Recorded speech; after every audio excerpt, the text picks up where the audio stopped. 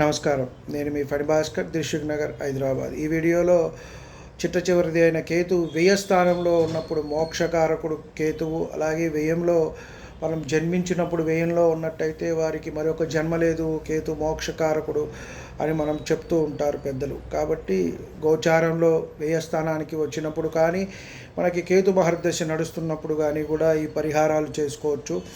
ముఖ్యంగా కుక్కను పెంచడం అనేది గొప్ప పరిహారంగా ఇక్కడ చెప్పవచ్చు. అలాగే స్మోకింగ్ చేసేవారు ఎవరైనా ఉంటే దాన్ని మానివేయటం అనేది చెప్పదగ్గ సూచన. అలాగే పేదలకు ఉలవలు పంచిపెట్టడం, ప్రత్యామ్నాయంగా మనం అరటిపళ్ళు కూడా వారికి పంచిపెట్టినట్టయితే మంచి జరుగుతుంది. అలాగే ప్రవహించే నీటిలో కొబ్బరికాయను వదిలివేయటం కూడా మంచి జరుగుతుంది. రొట్టెలు తయారు చేసి దానిలో పాటు కొంత తీపి కూడా తయారు చేసి లేదా ముందుగానే మిక్స్ చేసుకుని వాటిని కుక్కలకు కాకులకు పెట్టినట్టయితే మంచి జరుగుతుంది. ముఖ్యంగా కేతు మహర్దశ నాడు 7 సంవత్సరాలు ఉంటుంది కాబట్టి నెలకు ఒకసారన్నా చేసుకున్నట్టయితే మంచి జరుగుతుంది. 18 నెలల గోచారంలో వారు కూడా కనీసం నెలకు లేదా నెలకి 2 సార్లు చేసుకున్నట్టయితే మంచి జరుగుతుంది అని మనం చెప్పవచ్చు.